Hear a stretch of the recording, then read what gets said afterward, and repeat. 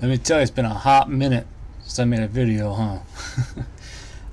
I was over at the game store playing today, and I saw they actually had a set, or not a set, but a box of the new Banshees.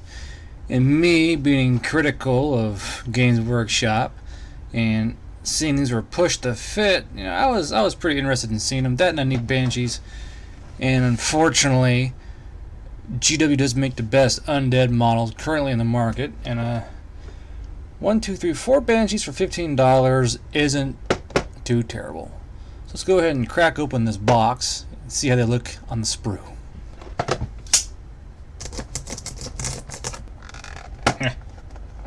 So out of the box, you get what looks like pre-colored plastic.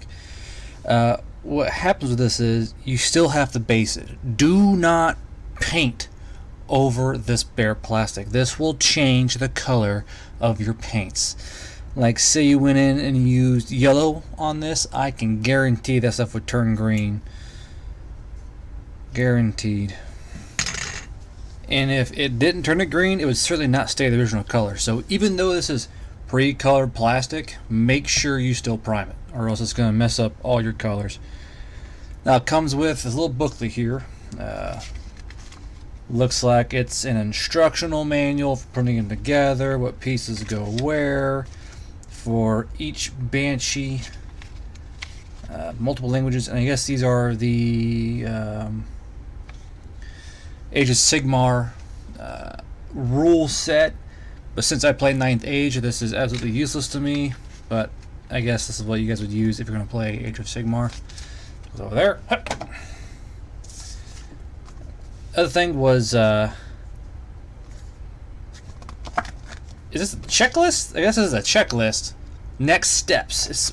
It's only one layer here, and it's just, I guess you remind yourself to buy these. Kind of weird, but all right. And now comes the actual Banshees. These are not as customizable as the other boxes. They're supposed to be easier, push to fit, pre-formed, pre-posed.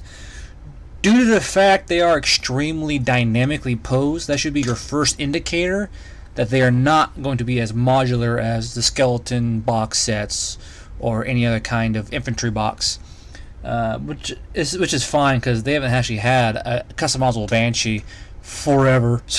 So no real huge surprise there.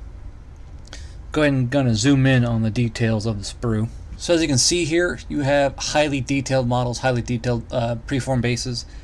It's a shame, but I can't use these bases because I use square bases in Age of Sigmar in 9th Age. So unfortunately, I guess for a lot of players, these are going to go to waste. If you use like Kings of War or 9th Age or some other kind of rank and file system, well, we all use square rectangle bases. So these super fancy bases are just going to go to waste on me, which is interesting because I'm pretty sure a lot of the anchor points for these Banshees, look right here, are going to be anchored into the base. So it's kind of railroaded into you using these bases, which means there's going to be a little bit of creative basing for other players, or they can, I guess if you really want to, you could put this base on top of a square base and call it a day, if you really wanted to. But I'm not going to do that. I'm just going to put them on a decorative square base and call it a day. The models themselves, as you can see, have lots of good detail to them.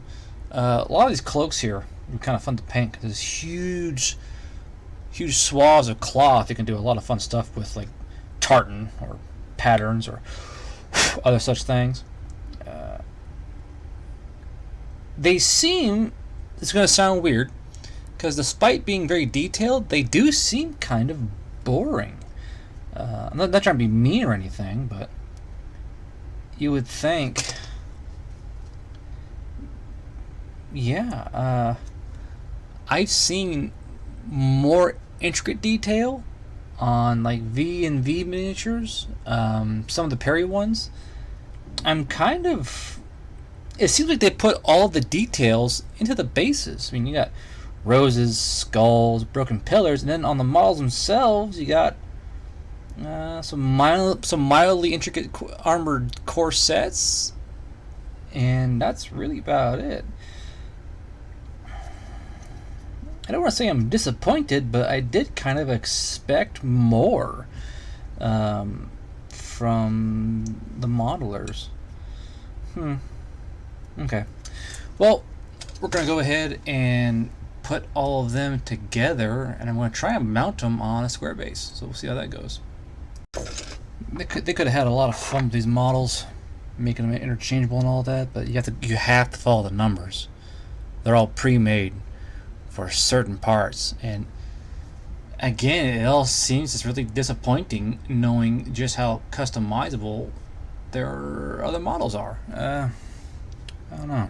Look at those attachment points. Holy cow. Ooh, here we go. Okay. Oh, why the arms? You got thin arms you want to add. Man. So that's all. 1, 2, 3, 4. Guess we're going to glue them up now. Depth check.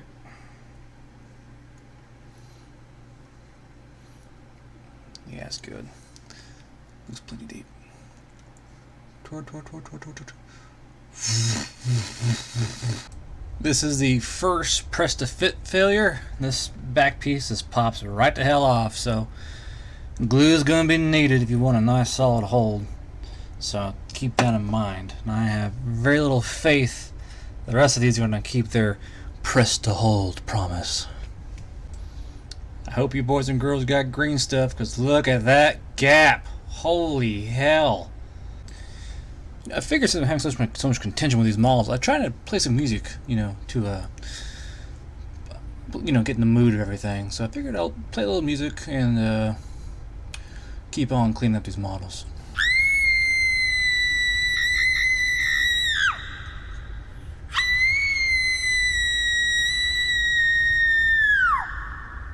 Yeah. Yeah, it definitely does it. And there we go. We got our 4 Banshees. These are not bad models. I'm going to put it right there. These aren't bad models. But these could have been done a lot better. As you all know, for $20, $25, $30, you can get entire boxes of models from Perry Miniatures, Fireforge, and in my opinion, as a novice modeler, reviewer / intermediate or advanced painter, these models they should have had a lot more done to them for the price you're paying. I mean, you're paying about $3.75 per model on these darn things, and you can't even customize them. I mean, I've gotten models from Myrmourn that cost around the same for a single model, but they have over 300% more detail done to them. Also, I love the fact that it says easy to build, no glue needed, and is absolute horseshit. There was not a single time on these models that the snap fit did not fail. It failed every time. It failed to hold retention, and not only that, the little block they put in the way caused the worst gap problems I have ever seen in a GW miniature. I mean, look at the gaps. And I was sitting there holding it, pressing it. I was trying to, do everything I could to get that gap out of the way on every model, and I couldn't do it. There was just so much. I guess the snap fit pieces got in the way. I guess, but it was just such an absolute headache. I mean, look at the gaps. That's gonna be a lot of green stuff going on these models. Also, I had a kind of bit of an idea to make this guy do a swan dive backwards. You see, that was pretty funny. You get a little acrylic rod and you make a little hole with your drill up in the center of it, and you got her doing like a backflip. That was pretty funny. But yeah. Model wise, they're a definite B plus even. Putting them together, I wouldn't call it easy to build. I really wouldn't. These are an absolute headache to put together, because all these little bits here, all these little pieces of the cloak are so flexible and so easy to break. Not to mention all the attachment points on the sprue are on these thin little arms, you know, and I don't know. If you're not careful, things can go horrendously wrong, and you're going to break this miniature pretty easily. If you're not using circle bases for your game, you're going to have to DIY onto your square bases. It wasn't too hard. I simply used acrylic rod, drilled holes through the thicker points of the model, and you're good to go there. Then you can just build your bases up. I'm not going to build these too high. I don't do big, you know, grand bases, but I don't know. I think they could have been a lot more done to them to really justify the price you're paying for them. As it is, you're paying $15 for 4 models that are mostly cloak. I mean, mostly cloak. I mean, you can't even customize these like you can the old Karn race. The old Karn race came with at least 3 heads on them. You at least change the face out. Here, you're stuck with what they give you. It's just, after knowing what they've done in the past, I find these as disappointing. And I fear the fact that they're a colored plastic, people are going to think, oh, I can paint on top of this. You cannot paint on top of this plastic. If you do, it will change the colors of your paints. You still have to base these. And if you want a good presentation, you're going to get a pretty quick lesson in green stuff, because you've got the green stuff, all the gaps on these models, all along the cloaks, here, and even here on the head, and somewhere around here, yeah, right here on the back here on the head. You're going to want to green stuff all that, because if you try and leave it like that and paint it, it's just going to show right through the paint. You're going to see this big airy gap. You can probably play it off like, oh, you know, it's just a different part of the cowl, but it runs along the entire head, pal. You can't exactly, you know, wave that off like it's okay. You're going to have to green. If you want a good presentation that doesn't look like utter crap, you're going to have to green stuff it. That's just the end of it. All right, and there's the Myrmourn Banshees on square bases.